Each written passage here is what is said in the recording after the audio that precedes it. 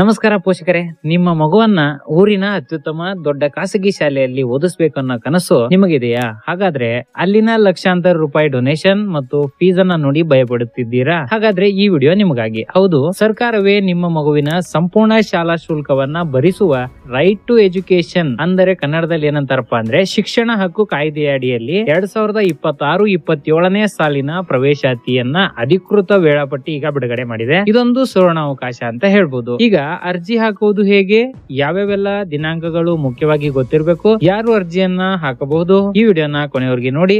ಏಕೆಂದ್ರೆ ಒಂದು ಸಣ್ಣ ತಪ್ಪು ಮಾಡಿದರೂ ನಿಮ್ಮ ಮಗುವಿನ ಸೀಟು ಕೈ ತಪ್ಪಿ ಹೋಗಬಹುದು. ಬನ್ನಿ ಈ ವಿಡಿಯೋನ ಶುರು ಮಾಡೋಣ. ಶುರು ಮಾಡೋಕ್ಕಿಂತ ಮುಂಚೆ ಇನ್ನು ನಮ್ಮ ಚಾನಲ್ಗೆ ಯಾರೆಲ್ಲ ಹೊಸಬರಿದ್ರೋ ದಯವಿಟ್ಟು ವಿಡಿಯೋಗೆ ಒಂದು ಲೈಕ್ ಮಾಡಿ, ಚಾನಲ್ ನ ಸಬ್ಸ್ಕ್ರೈಬ್ ಮಾಡಿ ಅಂತ ಹೇಳ್ತಾ, ಈಗ ಮೊದಲಿಗೆ ಮಕ್ಕಳಿಗೂ ಅರ್ಥವಾಗುವ ಹಾಗೆ ಬಹಳ ಸರಳವಾಗಿ ಹೇಳ್ತೀನಿ ಕೇಳಿ. ನಮ್ಮ ಸುತ್ತಮುತ್ತ ಇರುವ ಎಲ್ಲ ಅನುದಾನ ರಹಿತ ಅಂದ್ರೆ ಅನ್ಎಡೆಡ್ ಖಾಸಗಿ ಶಾಲೆಗಳಲ್ಲಿ 25% ರಷ್ಟು ಸೀಟುಗಳನ್ನ ಬಡ ಮಧ್ಯಮ ವರ್ಗದ ಮಕ್ಕಳಿಗೆ ಮೀಸಲಿಡಬೇಕು ಅನ್ನುವ ಸರ್ಕಾರದ ನಿಯಮ. ಅಂದರೆ ಶಾಲೆಯಲ್ಲಿ 100 ಸೀಟುಗಳಿದ್ದರೆ 25 ಸೀಟುಗಳು ಸಂಪೂರ್ಣ ಉಚಿತವಾಗಿರಬೇಕು. ಈ ಅವಕಾಶ ಕೇವಲ LKG ಮತ್ತು 1ನೇ ತರಗತಿಯ ಸೇರುವ ಮಕ್ಕಳಿಗೆ ಮಾತ್ರ ಇರುತ್ತೆ. ಇದು ಕೇವಲ ಪ್ರೈವೇಟ್ ಶಾಲೆಗಳಲ್ಲ, ಅನುದಾನಿತ ಶಾಲೆಗಳಲ್ಲೂ ಈ ಅವಕಾಶ ಇರಲಿದೆ. ಅಂದ್ರೆ ಅನ್ಎಡೆಡ್ ಸ್ಕೂಲ್ ಅಲ್ಲದೆ ಏಡೆಡ್ ಸ್ಕೂಲ್ ನಲ್ಲೂ ಈ ತರ ಅವಕಾಶ ಮಾಡಿಕೊಡಲಾಗಿದೆ. ನಿಮ್ಮ ಮಗುವಿಗೆ ಒಮ್ಮೆ ಈ ಸೀಟು ಸಿಕ್ಕರೆ ಮುಂದಿನ ಶಿಕ್ಷಣ ಫ್ರೀ. ಇದಕ್ಕಿಂತ ಒಳ್ಳೆ ಅವಕಾಶ ಬೇಕಾ? ಖಂಡಿತ ಇಲ್ಲ. ಪೋಷಕರೇ, ಈಗ ನಾನು ಹೇಳುವ ದಿನಾಂಕಗಳನ್ನ ನಿಮ್ಮ ಮೊಬೈಲ್ ನಲ್ಲಿ ಕ್ಯಾಲೆಂಡರ್ ನಲ್ಲಿ ರಿವೈಂಡ್ ಮಾಡಿ ಇಟ್ಕೊಳ್ಳಿ. ಏಪ್ರಿಲ್ 17 ಈ ದಿನ ಸರ್ಕಾರದ ಅಧಿಕೃತ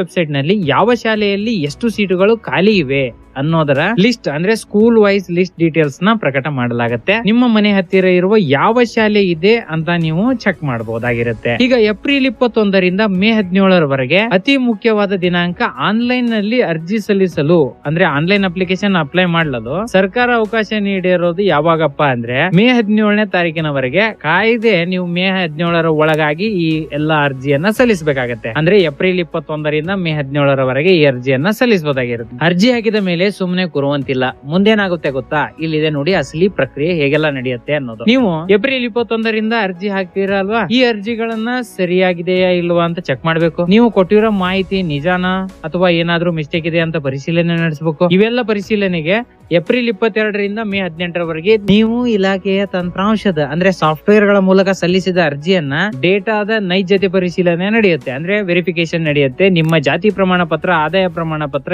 ಎಲ್ಲವೂ ಸರಿಯಾಗಿರ್ಲೇಬೇಕಾಗಿರುತ್ತೆ. ಮೇ 22 ಇದು ಯಾವ ದಿನಾಂಕಪ್ಪ ಅಂದ್ರೆ ಯಾರ್ಯಾರೆಲ್ಲ ಅರ್ಜಿಗಳನ್ನ ಸಲ್ಲಿಸಿ ಸರಿಯಾಗಿದೆಯೋ ಅವರಿಗೆಲ್ಲ ಸೀಟು ಸಿಗುವ ಅರ್ಹತೆ ಇರುತ್ತೆ. ಆ ಅರ್ಹತೆ ಪಟ್ಟಿ ಅಂದ್ರೆ ಎಲಿಜಿಬಲ್ ಕ್ಯಾಂಡಿಡೇಟ್ ಲಿಸ್ಟ್ ಅನ್ನ ಅಂತಿಮ ಪಟ್ಟಿ ಸರ್ಕಾರವೇ ಮೇ 22ರಂದು ಪ್ರಕಟ ಮಾಡುತ್ತೆ. ಇಲ್ಲಿಗೆ ನಿಮ್ಮ ಕೆಲಸ ಮುಗೀತು. ಆದ್ರೆ ನಿಮ್ಮ ಮಗುವಿನ ಸೀಟು ಸಿಗ್ತಾ ಇಲ್ವಾ ಅಂತ ಹೇಗೆ ಗೊತ್ತಾಗುತ್ತೆ? ಅದೇ ಆನ್ಲೈನ್ ಲಾಟರಿ. ಈಗ RTE ಯಲ್ಲಿ ಯಾರಿಗೂ ಬೇಕು ಅಂತ ಸೀಟ್ ಕೊಡಲ್ಲ, ಎಲ್ಲವೂ ಕಂಪ್ಯೂಟರ್ ಮೂಲಕ ಲಾಟರಿ ಆಧಾರದ ಮೇಲೆ ಸೀಟ್ ಅಲಾಟ್ಮೆಂಟ್ ಆಗುತ್ತೆ. ಇದರಲ್ಲಿ 2 ಸುತ್ತುಗಳು ಇರುತ್ತೆ. ಮೊದಲನೇ ಸುತ್ತಿನಲ್ಲಿ ಮೇ 25 ಮೊದಲ ಸುತ್ತಿನ ಲಾಟರಿ ಲಿಸ್ಟ್ ಬರುತ್ತೆ. ಯಾರಿಗೆಲ್ಲ ಸೀಟ್ ಸಿಕ್ಕಿದೆ ಎಂದು ಲಿಸ್ಟ್ ನಲ್ಲಿ ಇರುತ್ತೆ. ಈಗ ಮೇ 26ರಿಂದ ಜೂನ್ 8ರವರೆಗೆ ಸೀಟು ಸಿಕ್ಕಿರುವ ಮಕ್ಕಳು ತಮಗೆ ಸಿಕ್ಕಿರುವ ಶಾಲೆಗೆ ಹೋಗಿ ಅಡ್ಮಿಷನ್ ಅನ್ನ ಮಾಡಿಕೊಳ್ಬೇಕಾಗತ್ತೆ. ಇದರಲ್ಲಿ ಸುವರ್ಣಾವಕಾಶ ಏನೆಲ್ಲ ಇರುತ್ತೆ ಅನ್ನೋದು ಮುಂದೆ ತೋರಿಸ್ತೀನಿ. ಅದೇ ಸಮಯದಲ್ಲಿ ಶಾಲೆಯವರು ಆ ಮಕ್ಕಳ ವಿವರವನ್ನ ಸರ್ಕಾರದ ಸಾಫ್ಟ್ವೇರ್ ನಲ್ಲಿ ಅಪ್ಡೇಟ್ ಮಾಡ್ಬೇಕಾಗತ್ತೆ. ನೀವು ಅರ್ಜಿ ಸಲ್ಲಿಸಿದಾಗ ಇರುವಂತ ದಾಖಲಾತಿಗಳು ಮತ್ತೆ ಅಡ್ಮಿಷನ್ ಟೈಮ್ ನಲ್ಲಿ ಕೊಟ್ಟಾಗಿರುವಂತ ದಾಖಲಾತಿಗಳು ಸರಿಯಾಗಿದ್ದರೆ